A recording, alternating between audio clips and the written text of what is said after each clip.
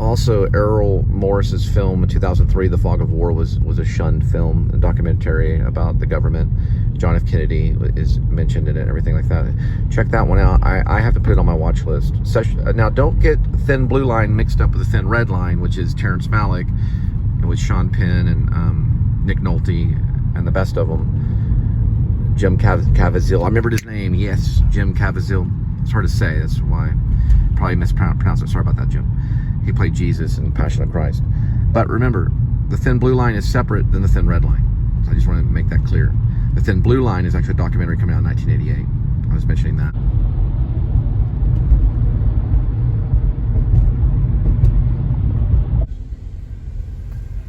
There it is. It's a really good one.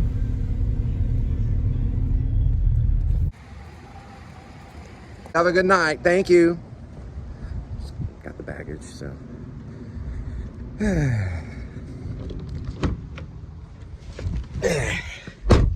Now let's get some tacos. Tacos. Sorry, I can't help myself. I don't know what I'd do if I was in a kite-tail acting class. Are you that kid on YouTube making fun of me? Well, first of all, Mr. Keitel, I do respect you, but I'm 50. You're 50? You look 20. Let's go get some tacos. Eee! I was like, wait, I want to ask a question about Bad Lieutenant. Never mind. Scratch that. Let's get the tacos.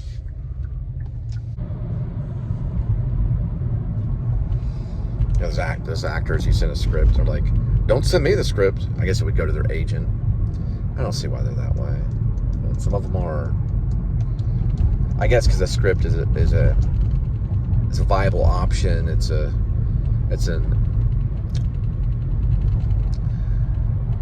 unstable ion. And what was that? On the mix of things, you know. It's because it can go anywhere. It's a big deal. A script is a big deal. But actors get sent scripts every day, you know. I have this one actor friend out in LA. He's like, well, don't send me the script. He like called me. He's interviewed on podcast. And his name's Eric Soderbergh. He's a lower, like he mostly does major like commercials. He's done some film work. Well, he's done quite a bit of film work, but he's done mostly like I think it's most like television, like everything from Nickelodeon. Now I think he's Apple TV. He's Hulu. He's done it. He's kind of an over shoulder guy, where he comes up and he has a small few lines. I keep up with him. I see him on television all the time. I'll be watching TV and a commercial will come up and there's Eric. And he's very like a thin John Belushi. I wanted him to play Marcel Marceau if I had a Marcel Marceau piece, because his eyes are serious, and you know, he has got these serious eyes. Very like a distant cousin of John Belushi. That's what he reminds me of. I worked with him on stage. He's an amazing stage actor, very quick. I sent him Love and War, which is my like Deer Hunter script. Got a message right there. And he's like, don't send me the script. Don't send me this. I was like, okay. And then I put him on B.U.L.B, and his agent got mad because it wasn't mainstream, so I had to take his name off each single. I put all the actors on every single daily when I was working on the Pigeonpigeon1 channel. All the actors that were involved were almost on every single daily that was sent up. So I had to go through hours removing Eric Soderbergh, from each one so that his agent wouldn't be mad at him. Because the reason why is because it's not completed yet. B.U.L.B's not completed. It was one of my first attempts of features on YouTube. So I just put the whole cast list on there. So when his agent was going on YouTube to search him out, he would come across this thing like, what's B.U.L.B? What's this B.U.L.B thing? And it was in production, and it was fair. So but if it ever takes off and everything, I'd have to clear it with him. I did sign a contract with him, but I didn't say I was going to put him on every single daily that was going on YouTube. There may be a couple on there. I was pretty sure I got all of them off. Make sure that there wasn't any of them on there. He only was in a small little segment. He played a guy that was talking on the phone. I think he was the unintelligible customer. is what it was, or something like that. Because you couldn't hear him through the phone. It was it's like he was talking through a tunnel. So like he was talking like this, and he was saying the two. And I was playing a telemarketer that worked from home. I was like, what are you saying? What? What'd you say? I'm not getting that. You know, what did you say? All right. I don't understand what you're saying. It was like that scene. Drake liked it. He put a thumbs up on it. My plans on B.U.L.B is hopefully one day pull it all up, put it on like an iMac, and just cut it with some narration to talk about it, like to show it sequencing through all of it, right? So I would go, you know, not all of it, because that would be like a 5 or 6 hour movie, but the selected scenes that would maybe match the script, and then commentary over it as a director, or maybe even do narration about what I was going through as a person and as an actor too, and talk to them, because I was going through a divorce when I made it, and it was a real lonely time for me. It was real tough. It was my first divorce that I went through, and I decided to make this feature called B.U.L.B, B.U.L.B. Eric helped a little bit with it. We're going to left field to pick up a friend. He's trying to get out to Austin. I haven't been out to Austin in a very long time. He's leaving to Austin tomorrow. Also, he's kind of helping me a little bit with getting ready for Grace, which is also aka Wear Vlog, because he's kind of an expert in basketball and working out, and some of this stuff I have to be careful because of my ankle, because I had broken my ankle when I was 15. But he's basically kind of a professional coach. He's kind of a traveling coach for football. I mean, I'm sorry, for basketball.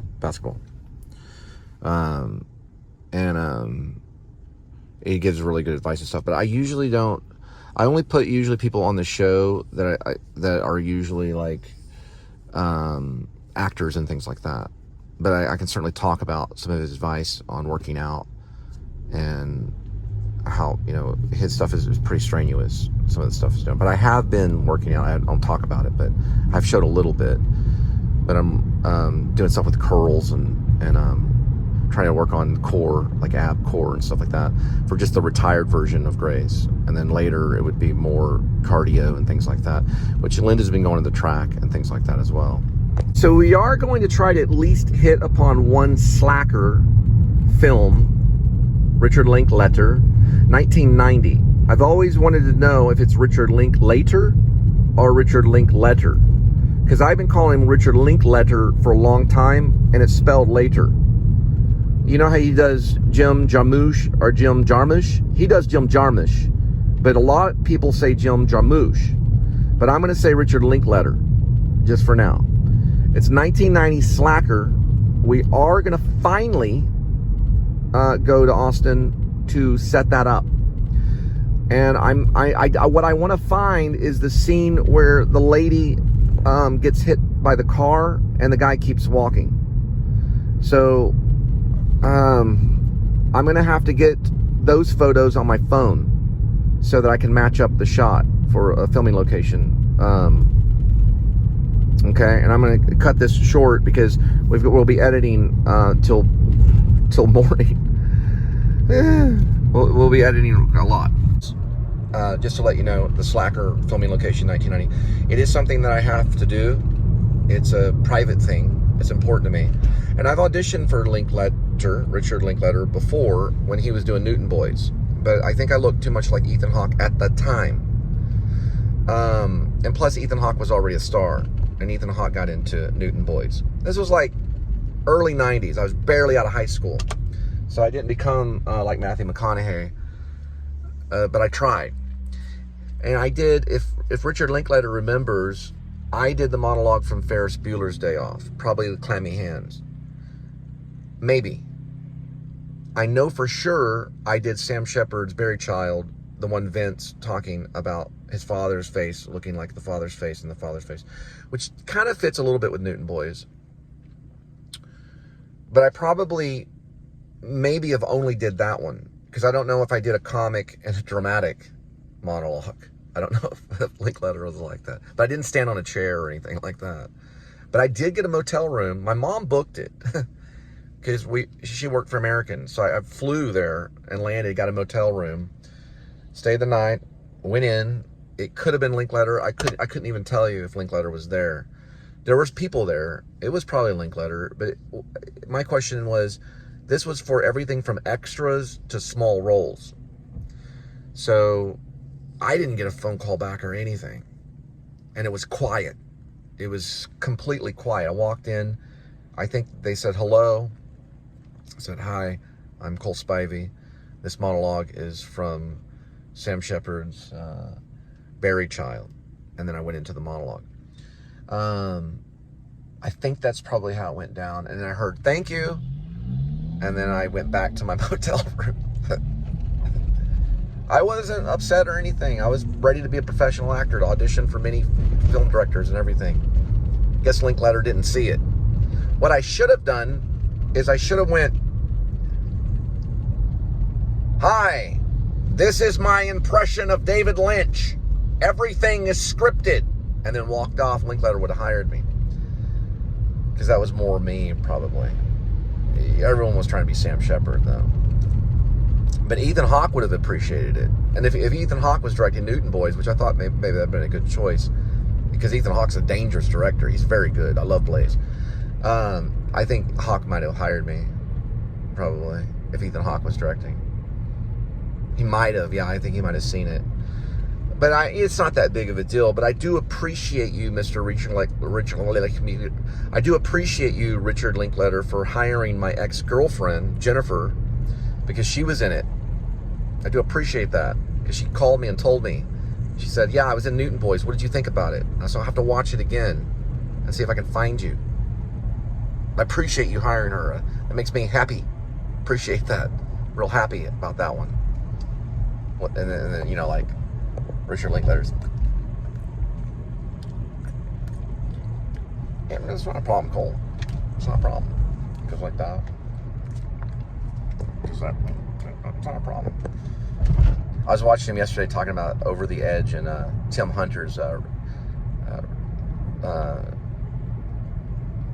River's Edge.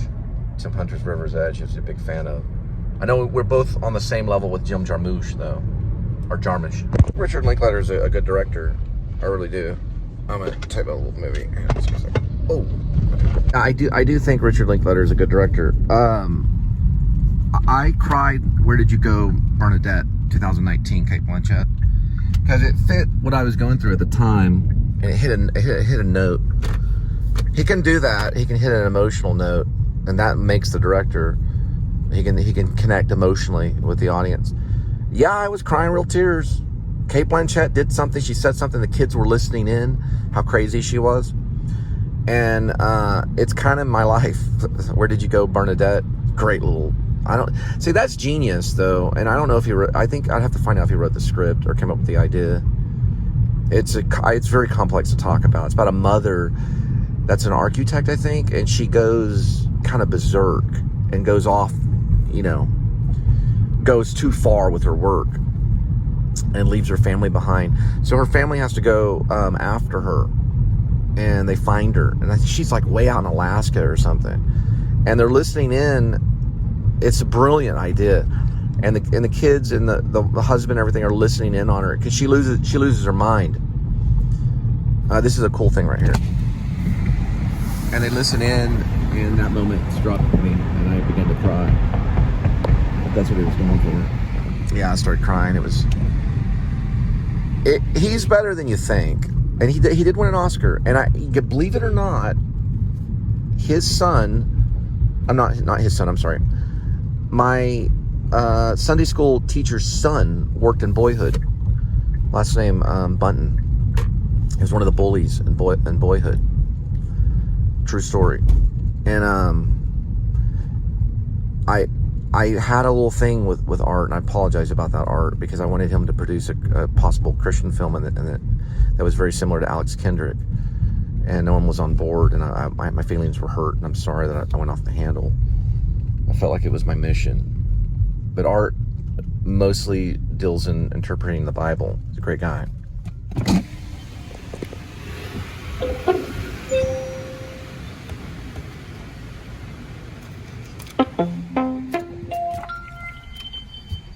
Yeah, Art Bunting is the guy's name. He was one of our Sunday school teachers. His son worked with Richard Linklater in Boyhood.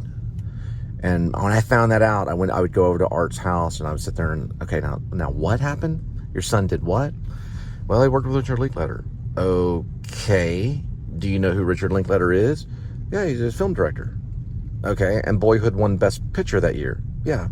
So I'm like, your son is a movie star. Do you realize this? I was like, he didn't, kind of, he probably will be. Even, he can walk around at auditions and say that he was a bully in Boyhood. No, but Art's a very intelligent man and very sacrificial and helpful in Sunday school. And a lot of that side and stuff was kind of inspired by some of their teaching.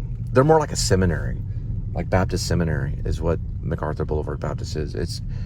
They hand out workbooks and stuff.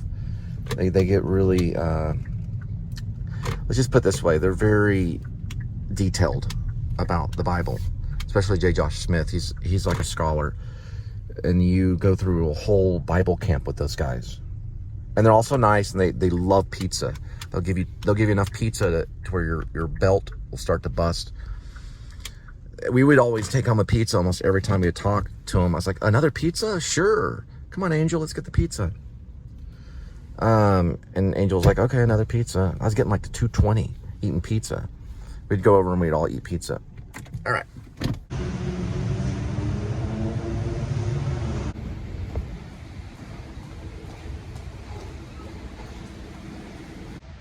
kind of a Mike Nichols graduate moment. When I'm on a moving escalator thing. Okay, cool. I'd probably do that. Mike Nichols could like put your hand down. Okay, sorry about that. My bad Dustin Hoffman impression. Actually, his face was really relaxed. That lady back there told me the A and B terminals are both, well, not terminals, they're parking garages, are both attached to one another. So we got some walking to do.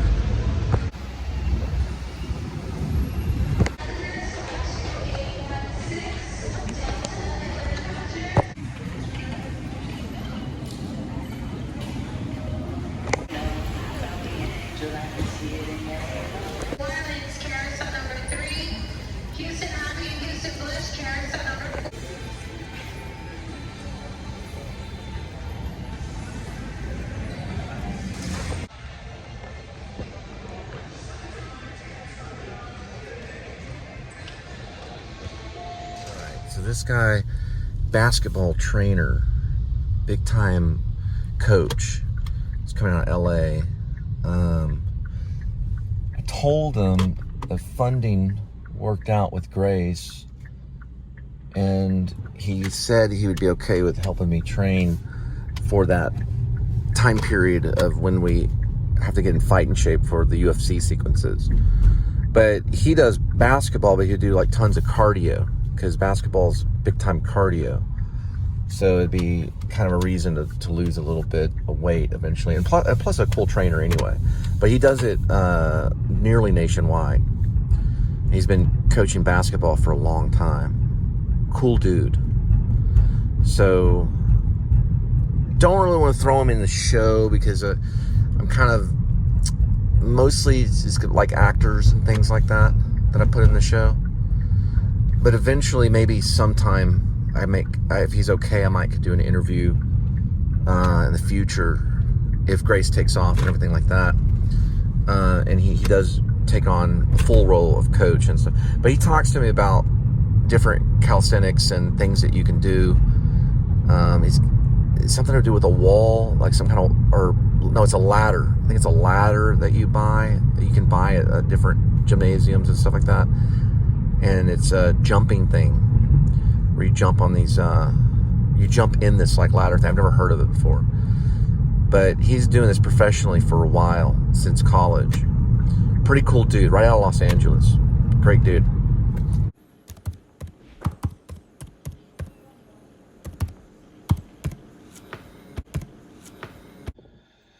But these two, you know, the jogger